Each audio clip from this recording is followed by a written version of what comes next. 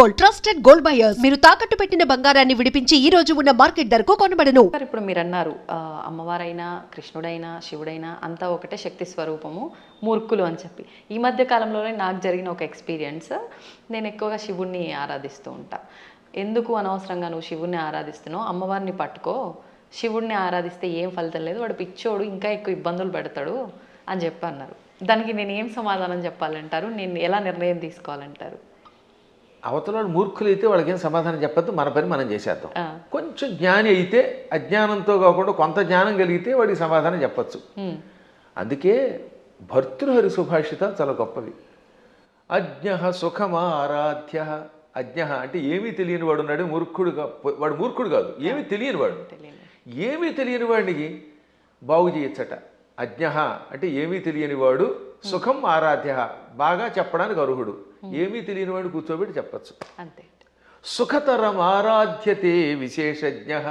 బాగా చదువుకున్న పండితుడికి చెప్పచ్చు, ఏమీ తెలియని వాడికి చెప్పచ్చు, బాగా తెలిసిన వాడికి చెప్పచ్చు. జ్ఞానలవ దుర్విదగ్ధం బ్రహ్మాపి నరన్నరంజయతి. జ్ఞానలవ దుర్విదగ్ధుడు అంటే అర్థం ఏంటనమాట? తెలుసున్నది ఎంత, లవము అంటే కొంచెం, కొంచెం తెలుసు కానీ అన్నీ తెలుసు అని వాడికి అహంకారం. ఈ మధ్యన అలాంటి వాళ్ళు ఎక్కువైపోయారంట యూట్యూబ్లో. వాడికి ఏం తెలియదు, నాకు తెలుసు అని అహంకారం. అలాంటి మూర్ఖుణ్ణి బ్రహ్మాపి నరన్నరంజయతి. అటువంటి నరుణ్ణి బ్రహ్మ కూడా బాగు చేయలేట. వాడికి ఏం చెప్పలేడు, బ్రహ్మ వచ్చి చెప్పినా వెండవాడు. అందుకే కొంతమంది మూర్ఖులు చూసారా, నేను దేవుడు చెప్పినా చేయను, దేవుడు వచ్చి దిగొచ్చినా విన్న అంటాడు. వీడి మొహానికి దేవుడు దిగి వస్తాడా? ఏ దేవుడే కదా, దెయ్యం కూడా దిగిరాదు. అంచేత అటువంటి వాళ్ళకి మనం చెప్పక్కర్లేదు, మన పని మనం చేయాలి. కానీ ఒక గొప్ప అద్భుతమైన శ్లోకం ఆది శంకరాచార్యుల వారు మనలాంటి వాళ్ళ కోసమని దేవి అపరాధ క్షమాపణ స్తోత్రంలో రాశారు. ఆ స్తోత్రం పేరేంటి? దేవి అపరాధ క్షమార్పణ స్తోత్రం. అమ్మా నన్ను క్షమించు అని చిట్ట చివరి చెప్పే స్తోత్రం. అద్భుతమైన స్తోత్రం అది. కొంతమంది వాళ్ళు అది కూడా ఆయన రాయలేదని పిచ్చివాదం చేసేవాళ్ళు ఉంటారు, వాళ్ళని మనం పక్కన పెట్టేద్దాం. కానీ చితాభస్మాలేపో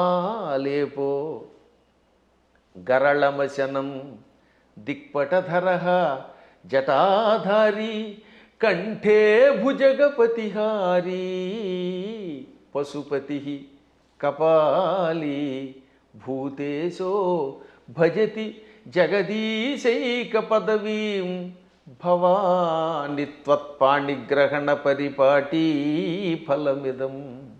భవాని అంటే ఓ పార్వతి, నీ భర్త శివుడి దగ్గర ఏముందమ్మో గొప్పతనం. ఇది ఎంత గొప్పగా ఉంటుంది. ఈ స్తోత్రం చివరిదాకా వినాలి జాగ్రత్తగా. ఆయన చితాభస్మాలేప. ఎవడో శవాన్ని తీసుకెళ్ళి శ్మశానంలో కాల్చారు. ఆ కాల్చగా వచ్చిన బూడిని ఏమంటారు? చితాభస్మము. చితి మీద నుంచి వచ్చినటువంటి భస్మం.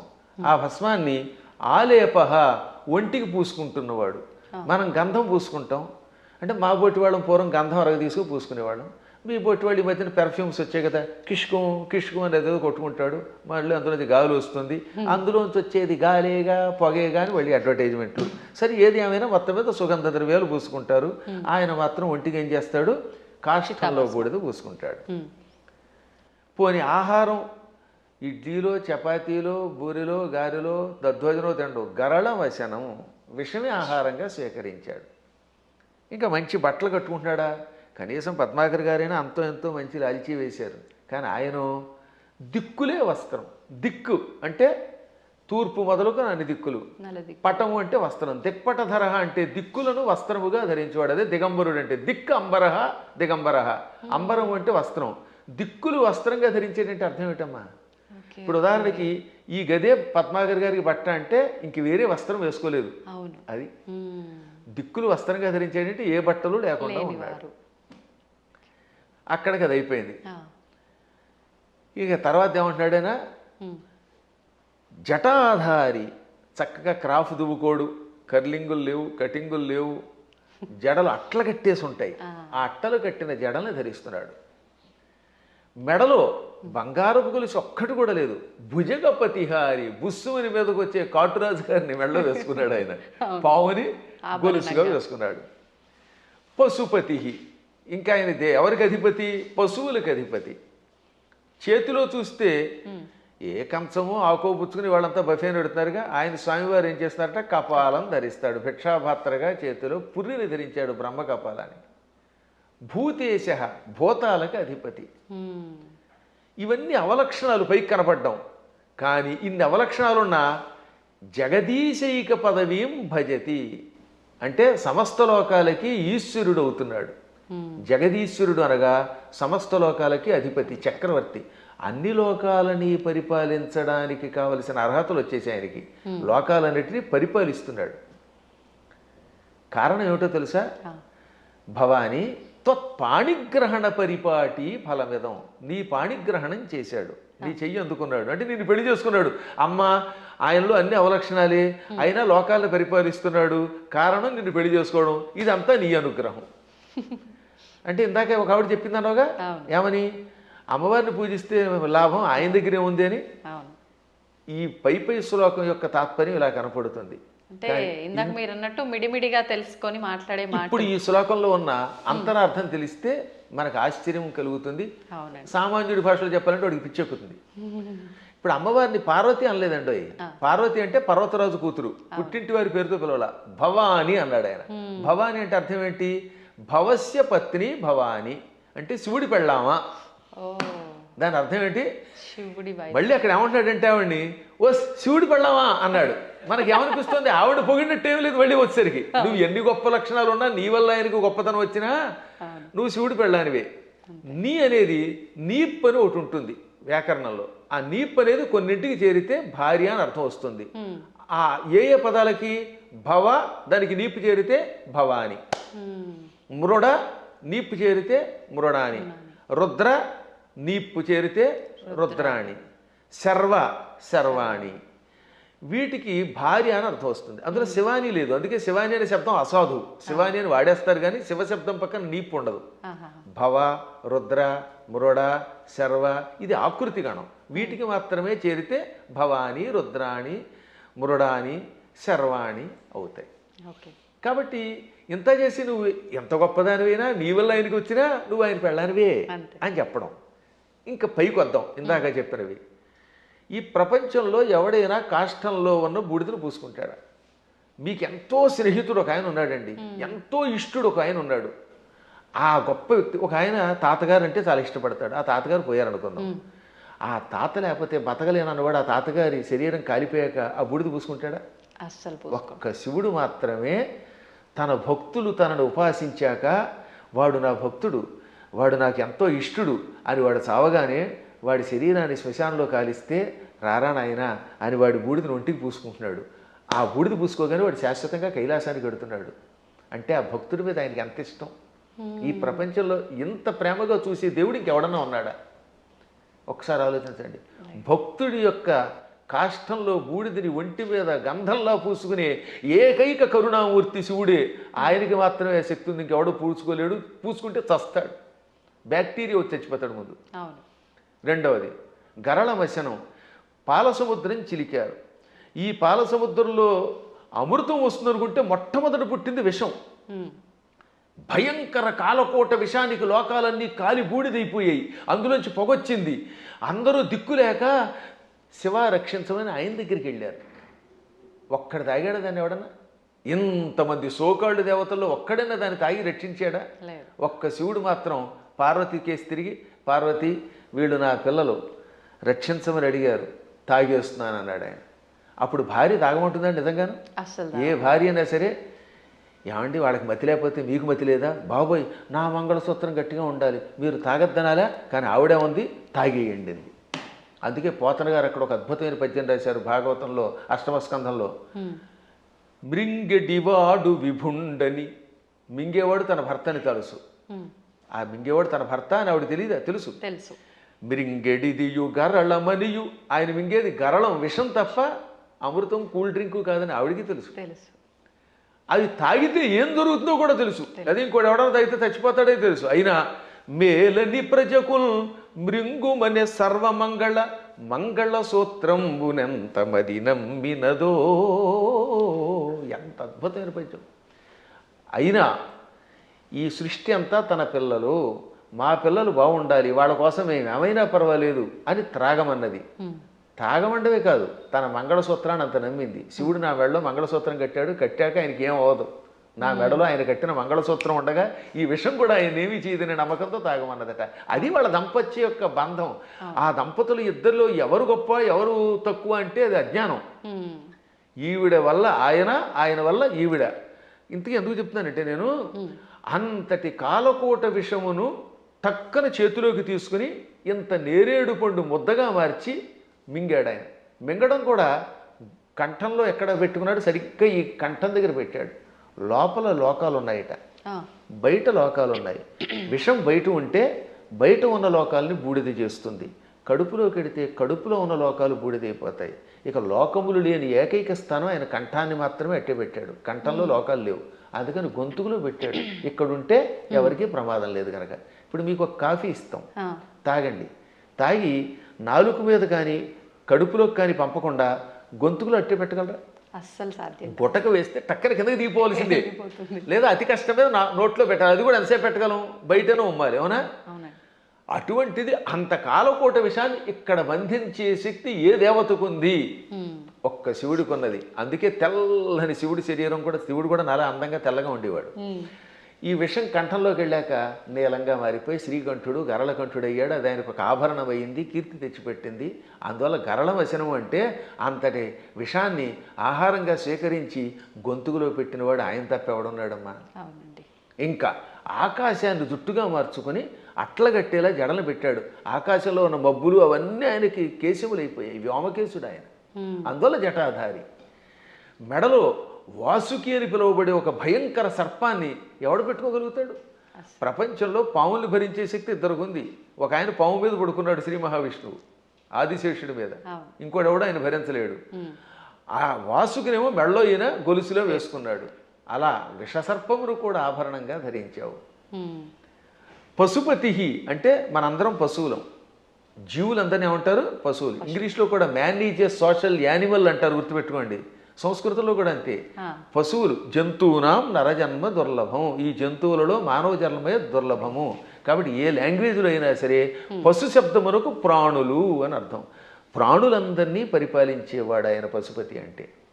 ఇంకా కపాలి, బ్రహ్మ కపాలాన్ని చేత్తో పట్టుకుని బ్రహ్మ యొక్క అహంకారాన్ని అడిచి యావజ్జీవితం చేతిలో పెట్టుకుని అందులో భోజనం పెట్టేవాడు ఎవడు అంటే కపాలి. అంటే ఇన్ని సంపదలున్నా అష్టసిద్ధులున్నా పార్వతి భార్య అయినా భిక్షాపాత్రని చేత ధరించి ఎవడైనా చివరికి భిక్షుకుడే. ఈ ప్రపంచంలో నేను భిక్షుకుడే, నువ్వు భిక్షుకుడివే, ఒకళ్ళొకళ్ళు యాచించుకోవాలి అని చెబుతున్న మహానుభావుడైన ఒక్కడే. ఇంకా భూతేశ, భూతములంటే మీరు అనుకున్నట్టుగా హైహాన్ మీదకి వచ్చే భూతాలు కాదు, పంచభూతాలు. ఈ పృథివ్యాపస్తేజో వాయురాకాశములు, భూమి అగ్ని జలము వాయువు ఆకాశం అనే పంచభూతములు, ఇక ప్రాణులు, వీళ్ళందరికీ అధిపతి. అందుకే ఆయన జగత్తుకి ఈశ్వరుడు అయ్యాడు. అందువల్ల నువ్వేం చేసావు? ఆయన గొప్పతనం గ్రహించి ఆయన కోసం తపస్సు చేసి ఆయనే భర్త అవ్వాలని దగ్గరికి వెళ్ళి పార్వతి అని పేరున్నదానివి భవాని అయిపోయావు, ఆయన భార్యవి. అందుకే ఇప్పటికి కూడా ఇంగ్లీష్ వాళ్ళు మన సంస్కృత సంప్రదాయాల్లో కొన్ని పాటిస్తున్నారు. ఉదాహరణకి పద్మాకర్ గారి భార్య ఉంది, ఆవిడ ఏమన్నా మిసెస్ పద్మాకర్ అంటారా లేదా? అంటారు. రంగవేణి గారిని పిలవకుండా అంటే భవానీలాగా. పార్వతి కాస్త ఆయన భార్య అయ్యాక మిసెస్ శివ అయ్యింది, ఆ మాట భవానీ అన్నాం అంతే టెక్నిక్గా. అంటే ఎంత గొప్ప శక్తి! శివుడి భార్యని అనిపించుకోవడానికి ఇష్టపడుతోంది కానీ నేను పార్వతిని ఫలానా వాళ్ళ పుట్టింటి వారి సంబంధమైందా అని అనిపించుకోవడానికి ఆవిడ ఇష్టపడటం లేదు. ఈ లక్షణాలు ఆయనలో గొప్పవి కాబట్టే ఆయనని నువ్వు వరించావు, నీ వల్ల ఆయన పార్వతీ వల్లభుడయ్యాడు. ఈ విధంగా ఇద్దరు గొప్పవారే. ఇంక చివరిగా దిక్పటధరహ అంటే దిక్కులే వస్త్రములంటే మొత్తం ప్రపంచం అంతా వ్యాపించినవాడు. అది వ్యాపిస్తే కదా బట్ట అయ్యేది. మీరు ఆలోచించండి, తూర్పు పడమర ఉత్తరం దక్షిణం ఆగ్నేయం నైరుతి ఈ వాయువ్యం ఈశాన్యం అని పిలువబడే దిక్కులు పైన కింద ఉన్నవి మనకు బట్ట అవ్వాలంటే మనం అంత శరీరం కలిగిన వాళ్ళు అయ్యి ఉండాలి. ఇప్పుడు నాకు ఈ గది బట్ట అవ్వాలంటే నేను గది అంతా నిండిపోవాలి, అప్పుడే ఈ గదిని నేను బట్టగా ధరించగలను, అవునా? అందువల్ల సర్వవ్యాపకుడు అని అర్థం. అటువంటి వాళ్ళ యొక్క గొప్పతనాన్ని గ్రహించలేక శివుడిని పూజిస్తే కష్టం వస్తాయి, పార్వతిని పూజించని, లేక పార్వతిని పూజించకు శివుడిని పూజించని, లేక ఈ ఇద్దరిని పూజించి విష్ణువుని పూజించగని విష్ణువుని పూజించి వీళ్ళని పూజించకు అన్నాడంటే వాడు అజ్ఞాని, ఏ విధమైన ఉపాసనా బలం లేనివాడు. అందువల్ల వీటికి అతీతంగా సర్వవ్యాపకుడైన శివుడు ఆయన ఏకో దేవ, ఏకో దేవ కేశవో వా శివో వా, ఒకడే దేవుడు. నువ్వు శివుడను, కేశవుడను, పార్వతి అను, లేక లక్ష్మి అను, సరస్వతి అను, కుమారస్వామి అను, విఘ్నేశ్వరుడను, ఇన్ని రూపములతో కనపడుతున్న పరమాత్మ ఒక్కడే. గురుగారు, అంటే మాలాంటి జ్ఞానం లేని వాళ్ళము ఇలాంటి పిచ్చి ప్రశ్నలు వేయటంలో అర్థం ఉంది, వాదించడంలో అర్థం ఉంది. కానీ ఎంతో జ్ఞానం ఉండి నలుగురికి చెప్పే స్థాయిలో ఉన్నవాళ్ళు కూడా కొంతమంది శివకేశవుల ఇద్దరు భేదం చూపించి మేము శైవులము, మేము వైష్ణులము ఇలా మాట్లాడుతూ ఉంటారు కదా, మరి దాని గురించి ఏమంటారండి? అక్కడే అసలు వాళ్ళ జ్ఞానులు అనకూడదు, వాళ్ళు భక్తులు అంతే, మూఢభక్తులు. వాళ్ళు భక్తులే. మూఢభక్తి ఏం చేస్తుందో తెలుసా? ఆ రూపాన్ని తప్ప ఇంకోటి ఇష్టపడకుండా చేస్తుంది. మూఢభక్తి వల్ల కూడా ఎప్పుడో ఒకప్పుడు పరమాత్మ దగ్గరికి కడతారు అనుకోండి, అందులో సందేహం లేదు. జ్ఞానభక్తి కలిగిన వాడు అలా ఎందుకంటాడు? జ్ఞానంతో ఉన్నవాడు వాడు ఏ రూపం చూస్తే ఆ రూపంలోనే ఇంకోటి చూస్తాడు. మహానుభావులైన ఋషుల్ని నేను చూశాను కదా, వశిష్ఠుడు ఉన్నాడు, రాముడిలో శివుని చూడగలిగాడు, శివుడిలో రాముడిని చూడగలిగాడు. కైలాసాల్లో వైకుంఠం చూడగలిగాడు, వైకుంఠంలో కైలాసాన్ని చూడగలిగాడు. అమ్మవారి దగ్గరికి వెళ్ళారు. దుర్వాసుడు అన్ని లోకాలకి వెళ్ళాడు. విశ్వామిత్రుడు అలా అన్నీ చూడగలిగాడు. వాళ్ళు జ్ఞానులు. ఇంకా మూఢభక్తులు అంటే ఏమిటనమాట? నేను ఆ రూపమును తప్ప ఇంక దేన్ని చూడండి అంటాడు ఆయన. ఆ ఆశ్చర్యం ఏమిటంటే, తులసీదాస్ గారు తన ఆత్మచరిత్ర రాసుకున్నాడు. ఆయన బృందావనం వచ్చాడు. అక్కడ కృష్ణుడు కనపడగానే కళ్ళు మూసుకున్నట్ట. ఏమి నాయన నన్ను చూడగానే కళ్ళు మూసుకున్నావు, నన్ను ఎందుకు చూడటం లేదంటే, నేను రామభక్తుడిని, రాముడి తప్పేవాడిని చూడన్నాడు. అప్పుడు ఆ కృష్ణుడు ఏమన్నాడు? రాముడైనా కృష్ణుడైనా నేనే కదా, నువ్వు భాగవతం చదివిన వాడివి, నేను ఎన్నో అవతారాలు ఎత్తానని నీకు తెలుసు కదా అంటే, అన్నీ నాకు అనవసరం, నువ్వే అన్ని రూపాలు, నువ్వే మత్స్య కూర్మాది సమస్త అవతారాలు ధరించావు, అయినా నేను రాముడి తప్ప చూడను, నాకు ఆ కోదండం పుచ్చుకుని ఏకపత్నిరోతుడిగా ఉన్న రాముడే కావాలి, కృష్ణుడు వద్దన్నాడు. అప్పుడు ఆయన నవ్వి రాముడిగా, ఇది కృష్ణ విగ్రహంలో ఉన్న స్వామివారు రాముడిగా దర్శనమిచ్చాక అప్పుడు నమస్కరించాడు. అప్పుడు ఆయన కనువిప్పు కలగజేసి, పిచ్చివాడా, పువ్వులు వేరైనా ఏ పువ్వుతో చేసినా పూజ ఒకటే కదా, అంతే అండి. ఎదురుగుండా నువ్వు ఒక విగ్రహం పెట్టుకున్నావు, ఒక్కోసారి గన్నేరు పువ్వులు, ఒక్కోసారి మందార పుష్పాలు, మరోసారి ఏమో సంపంగులు ఇలా దొరుకుతాయి. ఏ పుష్పంతో పూజ చేసినా పూజ ఒకటే, పువ్వులు వేరైనా పూజ ఒకటే. అలాగే మూర్తులు వేరైనా అందులో ఉన్న చైతన్యం ఒకటే. ఈ మాత్రం జ్ఞానం లేకపోతే నీకు ఎప్పటికీ మోక్షం వస్తుందనగా అప్పుడు పశ్చాత్తాపంతో ఆయన రాముడైనా కృష్ణుడైనా ఒకటే అని హిందీలో ఒక స్తోత్రం రాశాడు. దాన్ని తెలుగులోకి అనువాదం చేసి శ్రీకృష్ణాంజనేయ యుద్ధం అని ఒక సినిమా ఉందిరండి, అందులో చాలా అద్భుతంగా రాశారు. ఘంటసాల వారు చాలా బాగా పాడారు.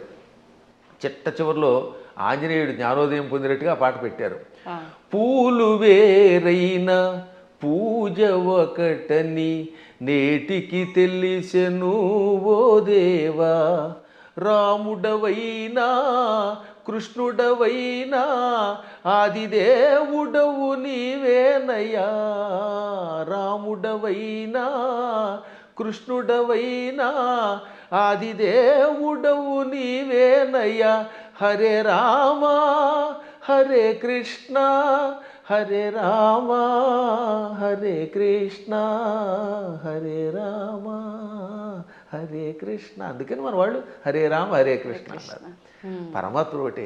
కానీ మూఢత్వం ఉన్నంత వరకు, పూర్వజన్మ యోగం ఒకటి ఉన్నంత వరకు చచ్చిన ఈ సత్యాన్ని వాడు అంగీకరించలేదు. కర్మ. ఏ నదుల్లో కూడా రండి, అదే గంగాజలం, గంగో చోట ఇంకో చోట కృష్ణ, ఓ చోట గోదావరి, మొత్తం మీద నీరే. కొంచెం భేదాలు ఉంటాయి, ఎందుకనంటే ఆ ప్రాంతాన్ని బట్టి, మూలికలు బట్టి. గంగ గంగే, ఇంకో దక్షిణ గంగ గంగే. కానీ వీటిలో ఎన్ని కొలుస్తున్నాయి? మనం కూడా అలాగే మూర్తులలో ఉన్నప్పుడు ఆ భేదాలను బట్టి ఒక్కొక్క రూపంలో ఒక్కొక్క పని చేస్తాడు. కానీ చిట్ట చివరికి వచ్చేసరికి అన్నీ ఒకటే. కృష్ణుడు చెప్పాడా లేదా? చిట్ట చివరికి నేనే అన్నాడు ఆయన. భగవద్గీతలో విభూతి యోగంలో ఎవరెవరిలో ఏ విభూతి ఉందో అది నేనని చెప్పాడు ఆయన. యద్యద్విభూతివత్సర్వం తత్తదూర్జితమేవవా, ఎవరెవరిలో ఏ శక్తులున్నాయో నావే అని చెప్పడానికి వరుసగా చెప్పుకొచ్చాడు అనమాట. మృగాణాంచ మృగేంద్రోహం, జంతువులలో సింహాన్ని నేను, మృగాలలో సింహాన్ని నేను, వైనతేయశ్చ పక్షిణాం, పక్షులలో గరుత్మంతుణ్ణి నేను, ప్రహ్లాదశ్చాపి దైత్యానాం, రాక్షసులలో ప్రహ్లాదుణ్ణి నేను, అలా కవులలో ఉసినసుణ్ణి అంటే శుక్రాచార్యుణ్ణి నేను, బుద్ధిమంతులలో బృహస్పతిని నేను. చివరికి బృహస్పతి శుక్రుడు కూడా ఆయనే. అలాగే శంకరశ్చాపి రుద్రాణం, ఏకాదశి రుద్రుల్లో శంకరుణ్ణి నేను. అర్థమైందా? చివరికి శివుడు కూడా నేనే. శివుడు కూడానే. ఆ విధంగా సమస్తం నేనే. కాబట్టి ఆయన కానిదంటూ ఏమీ లేదు. గురుగారు, భగవంతుడు ఇప్పుడు ఇన్ని రూపాల్లో ఉన్నాడు. శివుడైనా విష్ణువైనా భేదమే లేదు. కానీ విష్ణుమూర్తి అవతారాలలోనే, కొన్ని అవతారాలలో, దశావతారాలలో రాముడు కృష్ణుడు కూడా ఆయన అవతారమే. కానీ వాళ్ళు దేవుళ్ళు కాదు, మానవులు. వాళ్ళు దేవుళ్ళు అనకూడదు, ధర్మానికి ప్రతిరూపాలుగా మనం భావించాలి అని అంటూ ఉంటారు. దాన్ని ఎలా తీసుకోవచ్చు అంటారు? ఇది ఒక పెద్ద సమస్య అని చెప్పాను కదా. ఈ పెద్ద ఎవడికి వాడు మేధావి అయిపోవడం వల్ల వచ్చిన ఇబ్బంది. భగవంతుడు శ్రీ మహావిష్ణువు 22 అవతారాలు ఎత్తాడు. ఎన్ని? 22. ఈ 22లో 21 అవతారాలు అంశ అవతారాలు అంటారు. ఒక్క అవతారం పరిపూర్ణ అవతారం. సనక సనందనాదులు, వృషభావతారము, కపిలావతారము, పరశురామావతారము, వేదవ్యాసావతారము, ఇవన్నీ అంశ అవతారాలు. వాటిలో ఈ మత్స్యావతారం, కూర్మావతారం, వరాహావతారం, నరసింహావతారం, రామావతారం, ఇది పరశురామావతారం, ఇవన్నీ కూడా. ఒక్క కృష్ణుడు మాత్రం సంపూర్ణ అవతారం. కాబట్టి అందరూ అనుకున్నట్టుగా 10 కాదు అవతారాలు. భాగవతంలో ప్రారంభంలోనే ఉంటుంది, ప్రథమ స్కంధంలో 22 అవతారాలు చెబుతూ అందులో 21 అవతారాల్ని ఏతే చాంస కళా పుంస ఏతే చ అంశ కళా పుంస కృష్ణస్తు భగవాన్ స్వయం. 21 అవతారాలు అంశావతారాలు, అంశ కళలు. ఒక్క కృష్ణుడు మాత్రం పరిపూర్ణ అవతారం. అందుకే కృష్ణస్తు భగవాన్ స్వయం. ఒక్క రామావతారంలో నేను మానవుణ్ణి అని ఆయన అనకపోతే రావణుడిని చంపలేడు. ఎందుకని మానవుడి చేతిలో వాడు చస్తాడు కనుక. అందుకని ఆయనకి తెలియదు లోపల ఆయన పరమాత్మని. ఆయనకి తెలియకపోతే ఇన్ని పనులు ఎలా చేసాడండి? ఎంతమందికి శాప విముక్తి కలగజేశాడు, ఎంతమందిని వైకుంఠానికి పంపించగలిగాడు. కానీ పైకి చెప్పకూడదు. అందువల్ల పరమాత్మ నటించాలి లోపల. అందుకని మర్యాద పురుషోత్తముడుగా ఆత్మానం మానుషం మన్యే రామం దశరథాత్మజం. దేవతలంతా చిట్ట చివర వచ్చి, ఏది రావణవధ అయిపోయాక, నువ్వు విష్ణువు అంటే మీరేదో విష్ణువు అంటున్నారు, అదిని పొగుడుతున్నారు, నాకు తెలియట్లేదు. నేను మాత్రమే అనుకుంటున్నాను, నన్ను నేను మానవుడు అనుకుంటున్నాను. ఆత్మానం అంటే నన్ను మానుషం మన్యే, మనిషిగా భావిస్తున్నాను. మన్యే అంటే భావిస్తున్నాను, అనుకుంటున్నాను. పైగా ఎవరట? రామం దశరథాత్మజం, దశరథుడు కొడుకేని రాముడు అనుకుంటున్నాను. మీరెవరో అంటున్నారంటే అప్పుడు శివుడు వచ్చామన్నాడు. అక్కడ భలే చెప్తాడండి వాల్మీకి. షడర్థ నయన శ్రీమాన్ అన్నారు శివుణ్ణి. ఏమన్నారు? షడర్థ నయన. అసలు ఇటువంటి పదాలు వాల్మీకి తప్ప ఎవరు రాయలేరు, కవులు కాబట్టి బాగా రాస్తారు. నయన అంటే కళ్ళు కలిగినవాడు. షట్ అంటే అన్ని 6, అందులో అర్ధ అంటే అంత సగం. షడర్థనైన అంటే 6లో సగం 3 కళ్ళు కలిగిన బట్ట త్రినేత్రుడ. ఎంత త్రినేత్రుడు అనడానికి ఎంత చమత్కారం చేయాలి, బలి పెడతాడు కదా. అదే కవుల యొక్క చమత్కారం. అందువల్ల కవుల చమత్కారం తెలియక రామాయణం అర్థం కాక ఏదో పిచ్చివాగుడు అవుతారు. కానీ షడర్థనైన అండంలో అర్థం ఏంటో తెలుసా? 6ని 3గా చేశాడు, 6 శత్రువుల్ని 3గా చేశాడు. ఆ 3ంటిని సూర్యచంద్రులు అగ్నిగా మార్చి కళ్ళుగా పెట్టుకున్నాడు. వీటిల్లో సూర్యుడు స్వయం ప్రకాశకుడు, చంద్రుడు సూర్యుడు యొక్క కాంతి సేకరించి చల్లదనం ఇస్తాడు. ఈ 3 ఆయన దేన్నైనా భస్మం చేస్తాడు. అంటే కామక్రోధ లోభమోహ మదమాత్సర్యాలనే శత్రువుల్ని 3 ముద్దలు చేసి ఈ 3 ముద్దల్ని కూడా ప్రజలకి త్రిగుణముల రూపంలో ఇచ్చి త్రిగుణములతో కూడిన ప్రజల్ని త్రిగుణాతీతుల్ని చెయ్యగలిగే శ్రీమాన్ సంపదలు కలిగిన వాడు శివుడు. అసలు శివుడి యొక్క వైభవాన్ని, దాని గురించి ఇప్పుడు మీకు ధర్మ సందేహాల్లో కాబట్టి క్లుప్తంగా చెబుతున్నాను. కానీ దీనికి ఎంతో వ్యాఖ్య చేయొచ్చు. అటువంటి శివుడు, నాయన నువ్వు సాక్షాత్తు విష్ణువువి, దేవతలంతా ప్రార్థించటం వల్ల రాముడిగా అవతరించి దుష్ట శిక్షణ శిష్టరక్షణ చేసావు తప్ప సామాన్యుడు కాదు అని చెబితే దశరథుడు మళ్ళీ వచ్చి ఆయన్ని స్తుతించాడు, బ్రహ్మాదులు స్తుతించారు. అప్పుడు అర్థం అవట్లేదా ఆయన సాక్షాత్తు స్వామిని? కాబట్టి అవేమో ఏదో మానవ అవతారాలంటే ఎలా ఒప్పుకుంటాం? మానవుడిగా అవతరించి మానవుడిగా నటించి ధర్మమును లోకమునికి ఇచ్చిన ఆది విష్ణువు. అది మర్చిపోకూడదు మనం. మళ్ళీ మనకి ఇలాంటి అనుమానాలు మనకి రాకుండా, రాముడు నేను మానవుడన్నా మనకు అనుమానం రాకుండా ఉండడానికి శివుడు మొదలైన వాళ్ళకే చెప్పించాడు. చిట్ట చివర పట్టాభిషేకంలో ఏం చెప్పాడు వాల్మీకి? ఆదిదేవో మహాబాహు హరిర్నారాయణ ప్రభు సాక్షాద్ రామో రఘుశ్రేష్ఠ శేషో లక్ష్మణ ఉచ్యతే. ఇది పట్టాభిషేకంలో చిట్ట చివరి శ్లోకాలు. ఆదిదేవుడు, మహావీరుడు, సాక్షాత్తు విష్ణువు, ఆయనే రాముడిగా పుట్టుకొచ్చాడు. ఆయన విశేషణాలు: ఆదిదేవ, మహాబాహు, సాక్షాత్ నారాయణ ప్రభు, రామ రఘుశ్రేష్ఠ. ఎన్ని విశేషణాలు చూడండి. మళ్ళీ మళ్ళీ ఆ శ్లోకాలు ఒకటి 2 సార్లు వినాలి. ఆదిదేవో మహాబాహురు హరిరి నారాయణ ప్రభు సాక్షాత్ రామ రఘుశ్రేష్ఠ. ఆదిదేవుడు, మహాబాహుడు అంటే పరాక్రమవంతుడు, హరి నారాయణుడు, సమస్త లోకాలకి ప్రభువు, ఆయనే సాక్షాత్తు రాముడు. శేష లక్ష్మణ ఉచ్యతే, ఆదిశేషుడే లక్ష్మణుడు అని పిలువబడ్డాడు. కాబట్టి ఇంకెక్కడ స్పష్టమైపోయిందా? అయినా సరే రాముడు కాదు ఉట్టి మనిషి అంటాడు అనుకోండి, అది వాడి కర్మ. గడ్డి పరకలు తినేవాళ్ళు అలాంటి మాటలు మాట్లాడతారు, అజ్ఞానంతో మాట్లాడేవాళ్ళు అలా మాట్లాడతారు. కానీ మనకి తెలుసు, అందుకే రామనామాన్ని ఎప్పటికి కూడా మనం స్మరించి గుడి కట్టి పూజిస్తున్నాం. అందువల్ల ఆయన ఏం చేశాడు, ఎలా చేశాడో తెలుసుకోవాలి, రాముడిలాగా నడుచుకోవడానికి ప్రయత్నించాలి. ఇంకా కృష్ణుడు చెప్పడమే ప్రారంభంలోనే విశ్వరూపంతో పుట్టుకొచ్చాడు. అసలు పుట్టడమే విశ్వరూపం. ఆ తర్వాత వెళ్ళి చిన్నపిల్లవాడు ఎన్నో లీలలు, అణువణువునా లీలలే. ఎన్ని చూపించాడో లీలలు లెక్కలేదు. ఒకసారి ఏమో మామూలుగా నేను చిన్నపిల్లాడిని అంటాడు, నాకు పెద్దవాళ్ళు మీరు దండం పెట్టడం ఏమిటంటాడు అని వెంటనే గోవర్ధన పర్వతం ఎత్తుతాడు. ఇది అక్రూరుడు వచ్చాడులేండి. అక్రూరుడు రాగానే, అక్రూరా నేను 8 ఏళ్ల బాలుణ్ణి, నువ్వేమో 40 ఏళ్ల వాడివి, నువ్వు పెద్దవాడివి, నాకు నమస్కారం చేయటం ఏమిటి అనగానే కాసేపు ఆయన భ్రమలో పడ్డాడు. వెంటనే వెళ్ళి యమునా నదిలో తన విశ్వరూపం చూపించాడు. వెంటనే తాను మరిచిపోయి స్తోత్రం చేసి, నేను పెద్దాడిని ఏంటి, నువ్వు పిల్లవాడు ఏమిటి, సమస్త లోకాలకి నువ్వే తండ్రి బాబోయ్ అన్నాడు ఆయన. ఇన్ని లీలలు చూపించిన పరమాత్ముడు. ఇటువంటి వాళ్ళు మనుషులు అంటే ఆ అన్నవాళ్ళ యొక్క విచక్షణ వదిలేయాలి తప్ప ఇంక మనం ఏం అనలేమంతే. గురుగారు, అంటే ఇది అంటే మూర్ఖంగా ఉంటుందేమో ప్రశ్న, కానీ మీరు ఇప్పుడు చెప్పిన దాంట్లోంచి నాకు అనిపించింది, అంటే ఆయన భగవంతుడే మానవుడిగా ఉండి మానవుడిగా నటించి ఆయన చేయాల్సిన కార్యం చెయ్యాలి అని చెప్పి, అంటే ఒక రకంగా ఇక్కడ వాళ్ళ అసలుని దాచేసి ఇంకో రూపంలో వచ్చి కార్యాన్ని నిర్వర్తించాలి. అక్కడ మోసం చేసినట్టేనేమో, అంటే మన మానవుల భాషలో భగవంతుడే మోసం చేశాడు, మరి నేనెందుకు చేయకూడదు, నేను మోసం చేస్తే తప్పంటారు, ఇది అధర్మం అంటారు అనొచ్చు కదండి, దానికి ఏం చెప్తారు? ఇప్పుడు మీరు మోసం చేశారు అనుకుందా, కాసేపు ఎవరిదో బ్యాంక్ అకౌంట్లో హ్యాక్ చేసి డబ్బులు లాగేశారు, అందుకే ఈ మధ్య నా అకౌంట్లో ఎవరికి ఇవ్వట్లేదులేండి. ఇప్పుడు ఇచ్చిన డబ్బుని మళ్ళీ మీరు రెట్టింపు ఇవ్వగలరా? కానీ శ్రీకృష్ణ పరమాత్ముడు కాసేపు మానవుడిలా నటించి కాసేపు మాయ చేశాడు. ఆ తర్వాత వాళ్ళని తీసుకెళ్ళి రక్షించాడు లేదా? వాళ్ళ గురువు గారిని కాసేపు నేను సామాన్య బాలుడిని అన్నట్టుగా నటింపజేసి కాసేపు మాయపుచ్చాడు. వాళ్ళ అబ్బాయిని బతికించిచ్చాడు లేదా? అలాగే గోపాలకులంతా ఉన్నారు అక్కడ, వాళ్ళందరి దగ్గర కాసేపు చిన్నపిల్లాడిలాగా మాయపుచ్చాడు. కానీ కష్టం రాగానే ఇంద్రయాగం ఆపేసిన వెంటనే ఇంద్రుడు వర్షం కురిపించాడు హోరాత్రులు, అవునా? ఆ సమయంలో గోవర్ధన పర్వతాన్ని కుడి చేత్తో పైకెత్తి వాళ్ళని రక్షించాడు లేదా? చిటికిన వేలుతో ఎత్తలేదు, చిటికిన వేలు, ఇంకేదో బొటన వేలు, వాడి మొహం, ఇలాంటివన్నీ ఎవడికి తోచింది వాడు చెప్తాడు. కరేణైకేన అన్నారు, అంటే ఒక చేత్తో, అది కూడా దక్షిణ హస్తేన 2 సార్లు వ్యాసుడు రాశాడు.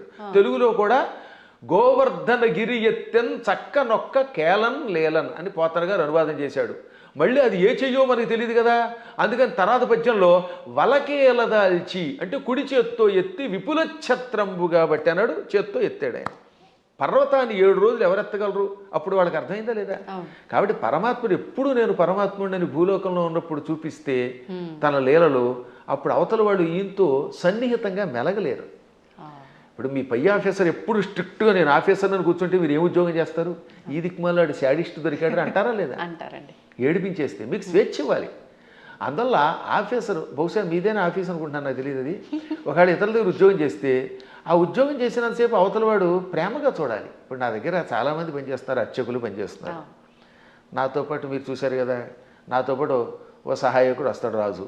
మా అర్చకులు సాయి మనోజ్ కానీ లేకపోతే పవన్ శర్మ కానీ, వీళ్ళు నన్ను ప్రేమగా తండ్రిలా భావించి కూడా ఉంటున్నారు కాబట్టి ఇంత హాయిగా ఉంటున్నారు.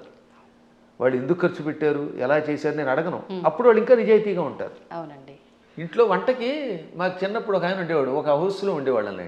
ఆయన కోటీశ్వరుడు, బంగారపు అధిపతి. వంట ఆవిడకి వేరుశనగ గుళ్ళు ఇచ్చి ఎన్ని గుళ్ళు ఖర్చు పెట్టేవారు వాడు. ఆయన ఎన్ని గ్రాములు కాదు, 100 గింజలు ఇచ్చి ఈ పూటకి 10 గింజలు, రేపు మళ్ళీ పోపులో 10 గింజలు, 10 మినపగింజలు, ఆ. 10 శనగగింజలు ఉన్నారా ఇలాంటి వాళ్ళు? ఉన్నారు. అయ్యో మీ అదృష్టం వల్ల మీకు మంచివాళ్ళు దొరుకుతున్నారమ్మా, నా బొట్టి వాళ్ళు మహానుభావులు దొరుకుతారు కాబట్టి మీకు తెలియట్లేదు. కానీ బయట ఇలాంటి పిసినగొట్లే ఎక్కువ మంది ఉన్నారు. కాబట్టి ఎందుకు చెప్తానంటే ఈ లెక్కలన్నీ అడిగితే ఆ వంట ఆవిడ ఇంట్లో పని చేయగలదా? అస్సలు చేయలేదు. ఆఫీసర్ల దగ్గర మనం ఉద్యోగం చేయగలమా? అందువల్ల ఏమవుతానమాట వాళ్ళు బిగుసుకుపోయి స్ట్రిక్ట్గా ఉండి అనుక్షణం ఏడిపిస్తే మనం చేయలేము. అందుకని పరమాత్మ స్నేహితుడిగా, కొడుకుగా, కొన్ని చోట్ల తండ్రిగా, కొన్ని చోట్ల మిత్రుడిగా, కొంతమందికి భర్తగా, మరికొంతమందికి ఇంకో రకంగా ఇన్ని రకాలుగా నటించి వాళ్ళల్లో ఒకడై సామాన్యుడిలో ఉన్నాడు. అది ప్రేమగా వాళ్ళతో నటించడం తప్ప మోసం చేయటం కాదు. అలా వాళ్ళతో ప్రేమగా ఉండి వాళ్ళ చేత సేవ చేయించుకుంటూ లేక తాను సేవ చేస్తూ కష్టాలు వచ్చినప్పుడు కష్టాలు తొలగించి కొందరికి మోక్షం ఇచ్చి కొందరికి సంపదించి కాపాడాడు. ఇప్పుడు కుచేలుడు ఉన్నాడు. కుచేలుడికి అడగకుండానే ఇక్కడ నుంచే ఇళ్ళు పంపాడు. స్థలం కొనలేదు, రిజిస్ట్రేషన్ లేదు, మున్సిపాలిటీ వాళ్ళకి ప్లాన్ అప్రూవల్కి పంపడం లేదు. కుచేలుడి దగ్గర గుప్పుడు అడుగులు తినగానే అక్కడ ఆయన ఇంట్లో కుచేలుడి యొక్క నగరాన్ని ఇప్పుడు పోరుబందర్ అంటారు. గాంధీ గారి కుటుంబానికి దగ్గరలోనే ఉంటుంది అది, ఆ ఆలయం ఎప్పటికి కూడా. అది కుచేలుడి ఇల్లు. 7 అంతస్తుల బిల్డింగ్ ఇచ్చేశాడు. అలా ఇవ్వగలిగితే అప్పుడు మనం చెయ్యాలి.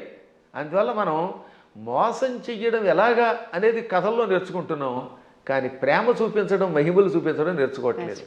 కాబట్టి శ్రీకృష్ణ పరమాత్ముడు చేసినట్టుగా మనం ఎక్కడ చేయగలుగుతాం? 16,000 మంది రాజకన్యకల్ని నరకాసురుడు జైల్లో పెట్టి హింసించి మానభంగం చేసి ఏడిపించాడు. పాపం దిక్కు లేకుండా అయిపోయారు. ఆ నరకాసురుడిని చంపాడు. చంపగానే ఆ చెరసాల్లో ఉన్న వాళ్ళంతా బయటకు వచ్చారు. ఇంటికి వెడితే మమ్మల్ని ఆదరించేవాళ్ళు లేరు. కొంతమందిని భర్తల్ని చంపి పట్టుకొచ్చాడు, తల్లిదండ్రులు చంపి కొంతమందిని పట్టుకొచ్చాడు. ఇలా రకరకాలుగా తీసుకొచ్చాడు, అత్యాచారం చేశాడు. ఇప్పుడు ఇంటికి వెడితే ఎవరు ఆదరిస్తారు? భర్తలా రానివ్వరు, తల్లిదండ్రులు ఉన్నారో లేదో తెలియదు, మాకు గౌరవం ఉండదు సంఘంలో. అందుకని మమ్మల్ని రక్షించమని మనస్సులో కోరుకుంటే ఈ 16,000 మందిని ఒకేసారి 16,000 మంటపాలు కట్టించి, 16,000 పెళ్లి మంటపాలు, వేదికలు కట్టించి 16,000 మంది మెడలో ఒకేసారి 16,000 రూపములతో మంగళసూత్రం కట్టి పెళ్లి చేసుకున్నాడు. ఇలా చేయమని చూద్దాం. నువ్వు కృష్ణుడిలాగా 16,000 మందిని పెళ్లి చేసుకుంటానంటే 16,000 మందికి ఒకేసారి తాళి కట్టగలవా? ఇన్ని మండపాలు ఒకేసారి ఏర్పాటు చేయగలవా? అందరి ఇళ్లలో ఉండగలవా? వాళ్ళందరినీ ఇలా గౌరవంతో కాపాడగలవా? చేయలేవు నీ మొహం. అందువల్ల కృష్ణుడితో పోల్చుకోవాలంటే నీ లెవెల్ అలా ఉండాలి. ఇంకొక విషయం చెప్పాలి ఇక్కడ. ఒక రోజున నారదుడు అంతటి వాడికి అనుమానం వచ్చింది. ఎందులో? భాగవతంలోనే. మళ్ళీ ఇంకో పురాణం కాదు, భాగవతంలోనే. ఒక రోజున నారదునికి కృష్ణుడి మీద అనుమానం వచ్చింది. ఏది ఇంత నిత్యం నారాయణ అని ఆయనకు కూడా మాయ. ఇదే మాయ అంటే. ఇప్పుడు మీరు నా ఎదురుగుండా కూర్చున్నా మీరు అప్పుడప్పుడు నన్ను కూడా సామాన్యుడని ఎలా మాయలో పడిపోతూ ఉంటారో అలాగా కృష్ణ పరమాత్ముడి నామస్మరణం చేసే నారదుడు కూడా కృష్ణుడిని సామాన్యుడు కదా, ఇంతమంది భార్యలతో ఎలా వేగుతున్నాడు, 16,108 మందితో ఎలా వేగుతున్నాడు పరిశీలించాలనిపించింది. ఇది మాయ అంటారు దీన్ని. అందుకని వెంటనే ముందు ఏం చేశాడు? రుక్మిణీ మాత ఇంటికి వెళ్ళాడు. రుక్మిణీదేవి ఇంట్లో ఇద్దరు రుక్మిణీదేవి గదిలో ఒక మంచం మీద కూర్చొని సరదాగా పాచికలు ఆడుకుంటున్నారు, జోదం ఆడుకుంటున్నారు. రావోయ్ నారద అన్నాడు ఆయన. ఓ నమస్కారం చేసి, ఇప్పుడు రుక్మిణి దగ్గర ఉన్నాడు కదా, ఇక్కడి నుంచి రెండో భార్య జాంబవతి దగ్గరికి వెడదాం. రెండో ఆవిడ జాంబవతి, 3 సత్యభామ. ఎందుకని?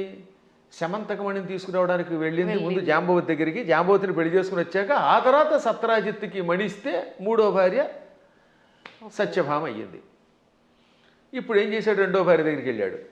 అక్కడ కృష్ణుడు కనపడలేదు, జాంబవతి కనపడింది. అమ్మా జాంబవతి, ఈ కృష్ణుడు ఉన్నాడే ఆ రుక్మిణి దగ్గర అనేదో చెప్పబోతూ ఉంటే, ఏమిటి మహర్షి చెబుతున్నారు ఆవిడికి అని ఆవిడ పక్క నుంచి వచ్చేసాడు ఈయన. మా ఆయన ఇప్పటిదాకా నా పక్కనే ఉన్నాడు, నాకు జడేస్తున్నాడు, నువ్వేదో రుక్మిణి అంటున్నావు ఏమిటంది. అబ్బాయి లేదమ్మా, రుక్మిణి దగ్గరికి వెళ్లకుండా నీ దగ్గరికి వచ్చాడని చెప్పబోతున్నానని మాట మార్చి ఇక్కడి నుంచి సత్యభామ దగ్గరికి వెళ్ళాడు. అమ్మా సత్యభామ, నీకెన్ని కష్టాలు వచ్చాయి అనబోతూ ఉండగా, సత్యభామ ఏం కష్టాలు వచ్చాయి? మా ఆయన నాకు వంట చేసి పెడుతున్నాడు అండి. ఆ లోపల వంట చేసి పెడుతున్నాడు. ఇలా ఈయన రుక్మిణి, జాంబవతి, సత్యభామ, కాళింది, నాగ్నజితి, లక్షణ, సుదంత, భద్ర, ఈ 8 మంది పట్టమహిషులు, ఇంకా మిగిలిన 16,100 మంది. ఈ 8తో కలిసి 16,108. అందరి పేర్లు చెప్తాను. ఓ ఏడాది పడుతుంది మరి మీకు రాసుకోగలనండి వరసగా. వాళ్ళందరి పేర్లు నాకు తెలుసు, కంఠస్థం కూడా చేశాను. ఎవరికైనా ఓపిక ఉంటే ఓ ఎపిసోడ్ అంతా వాళ్ళ పేర్లు అలా చెప్పుకుంటూ వెళ్ళిపోతాను. ఒక్కొక్కళ్ళ పేర్లు 2 సుకేసిని, కేసిని, మంజస, సమంజస, పుంజస, ఇలా రకరకాల పేర్లు కొన్ని రిపీట్ అవుతూ ఉంటే కొద్ది తేడా ఉంటాయి. ఇంతమంది ఇళ్లల్లోనూ ఈ నారదుడు వెళ్ళడం, ఒక ఇంట్లో పాలు పితుకుతూ, ఓ చోట పాయసం చేస్తూ, ఓ చోట కాళ్ళు ఒత్తుతూ, ఓ చోట ఏమో ఇంకోటి చేస్తూ, ఓ చోట ఏమో ఇల్లు తుడుస్తూ, ఓ చోట సరదాగా ఆడుతూ పాచికలు ఆడుతూ, ఓ చోట ఏమో ఇంకో బంతి ఆడుతూ, అన్ని చోట్ల కనబడ్డాడు. పిచ్చెక్కిపోయింది నారదునికి. అంతే కదా మరి. ఇది భాగవతంలో నారదుడు కృష్ణుని పరీక్షించుట అనే ఘట్టంతో రాశారు భాగవతంలో. అప్పుడు ఆయనకి జ్ఞానోదయమై, నేను నిరంతర హరినామస్మరణం చేసిన వాడిని, నారాయణుడు సర్వాంతర్యామని తెలుసు. అసలు విష్ణువు అనే శబ్దం మనకు అర్థం ఏమిటి? వ్యాపకశీలత్వాత్ విష్ణు, అంతటా వ్యాపించి నిండి ఉన్నవాడు గనక విష్ణువు అని పేరు. ఆయన భక్తుణ్ణి ఆయన ఎక్కడున్నాడు, అక్కడున్నాడా లేదా అని పరిశీలించడం ఏమిటి అని అజ్ఞానంలో పడ్డానని గ్రహించి వెంటనే కాళ్ళ మీద పడి స్తోత్రం చేస్తాడు. అంటే నారదునికే మాయ కలిగితే ఇక మనకి రావడంలో ఆశ్చర్యం ఉంది. కాబట్టి అన్ని చోట్ల ఉంటాడు ఆయన. ఆయన స్థాయిని మనతో పోల్చుకుని ఆయన ఎలా ప్రవర్తిద్దామంటే, పులిని చూసి నక్క వాతలు ఎట్టుకుంటే వాతలు మిగులుతాయి, ఉన్న చర్మం పోతుంది, కానీ పులి మచ్చలు రావు.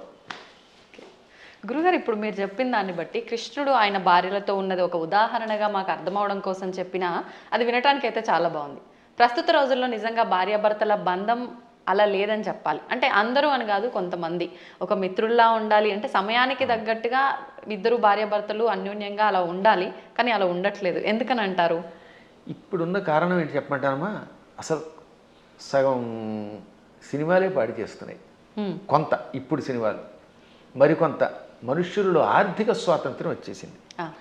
పిల్లల్ని చిన్నప్పటి నుంచి గారంగా పెంచడం తల్లిదండ్రులు చేస్తున్నారు, సందేహం లేకుండా పెంచాలి. కానీ అదే సమయంలో భార్యాభర్తల బంధం ఒకరితో ఒకరు ఎంత జాగ్రత్తగా ఉండాలి, క్షణికోద్రేకాలతో కోపాలు తెచ్చుకొని తిట్టుకోకూడదు అనేది చిన్నప్పటి నుంచి చెప్పట్లేదు కదా. ఇప్పుడు పూర్వం రుక్మిణీ కృష్ణుల కథ, సీతారాముల కథలు చిన్నప్పటి నుంచి నూరిపోసి ఏదన్నా చిన్న చితక గొడవలు వస్తాయి. భార్యాభర్తలకు తగాదాలు లేకుండా ఎలా ఉంటాయి? సతీదేవి కూడా శివుడి మాట వినకుండా వెళ్ళిపోయిందా లేదా? ఒక్కసారి సతీదేవి శివుడు వద్దంటున్నా వినిపించుకోకుండా పుట్టింటికి చూడడానికి యజ్ఞానికి వెళ్ళింది, శరీరం విడిచిపెట్టింది. భర్తకు దూరం అయితే చివరికి మిగిలేదు అదే. డబ్బు సంపాదించవచ్చు, నువ్వు ఇంకేదైనా పలుకుబడుతూ ఉండొచ్చు, కానీ భార్యాభర్తలు ఇద్దరు ఐకమత్యంతో ఉండడం వల్ల వచ్చే ఆనందం వేరనే కథలు చెప్పేవారు పూర్వం. మా చిన్నప్పుడు ఇలాంటి కథలే చెప్పేవారు. అందువల్లే పూర్వం ఒకసారి పెళ్లి చేసుకుంటే యావత్ జీవితం వాళ్లే దంపతులు. ఇప్పుడు 16 రోజుల పండుగ గడిస్తే గొప్ప. తొలినాడు ఏదో హడావిడి, మలినాడు మడావిడి అన్నట్టుగా అయిపోతుంది. 16 రోజుల తర్వాత మళ్ళీ ఇద్దరు విడిపోతున్నారట. కొట్టుకోవడాలు, తిట్టుకోవడాలు, ఇవన్నీ కొంత తల్లిదండ్రుల యొక్క పెంపకం లోపం, కాల ప్రభావం, మీడియా ప్రభావం అన్నీ ఉన్నాయి, ఒకదాని మీద ఒకటి పడుతున్నాయి. కానీ దైవానుగ్రహం వల్ల మళ్ళీ పూర్వపు లక్షణం వస్తుందని నాకు నమ్మకం. అందువల్ల నా ఉద్దేశంలో చిన్నప్పటి నుంచి పిల్లలకి చక్కని కథలు చెప్పాలి. వస్తాయి తగాదాలనైనా, కానీ అయినా కలిసి ఉండండి. ఎప్పుడైనా భార్య కోపం వచ్చినప్పుడు భర్త తగ్గాలట, భర్త కోపం వచ్చినప్పుడు భార్య తగ్గాలి. ఈవిడేమో తోసుంటా అంది, ఈవిడ తోసుంటా అన్నాడు, ఇంకేముంది రెచ్చిపోతే కొట్టుకుపోతారు, ఇంకా విడాక్ అయిపోయింది. దీనివల్ల ఏమిటి సాధిస్తున్నారు చివరికి? ఒక్క ఇంట్లో సుఖంగా ఉంటున్నారా? ఇవాళ కలియుగంలో గుండెకాయ లబ్ డబ్ అని కొట్టుకోవడం మానేసింది. పూర్వం గుండెకాయ లబ్ డబ్ అని కొట్టుకునేది, ఇప్పటికీ చేయేస్తే లబ్ డబ్ అని ఉంటుంది. కానీ లబ్బు పోయి డబ్బు డబ్బు డబ్బు అని కొట్టుకుంటుంది. అదొక జబ్బు కింద పట్టుకుంది. దాంతో కుటుంబాలు విచ్ఛిన్నమైపోతున్నాయి. అయినా మా అదృష్టం ఏంటంటే మేము పిల్లలకి చిన్నప్పుడు చేసిన సంస్కారం వల్ల మా పిల్లలు అలాగే చక్కగా కలిసి ఉంటున్నారు, మా అన్నదమ్ముల పిల్లలు కలిసి ఉంటున్నారు. అందువల్ల వీటిని మళ్ళీ ఆదర్శంగా తీసుకోవాలి. ఈ మధ్యన మా పురాణాలు విన్నాక చాలామంది మార్పు చెందుతున్నారు. క్షణికోద్రేకంతో విడిపోతే ఉంది. తల్లిదండ్రుల ప్రేమ పిల్లలకు ఉండదు. ఈ పిల్లలు మళ్ళీ పిశాచాల్లా తయారైపోతారు. వీళ్ళు కొట్టుకుంటారు, హత్యలు చేస్తున్నారు, చస్తారు, బాంబులు వేసుకుంటారు. చివరికి ఏం సుఖం?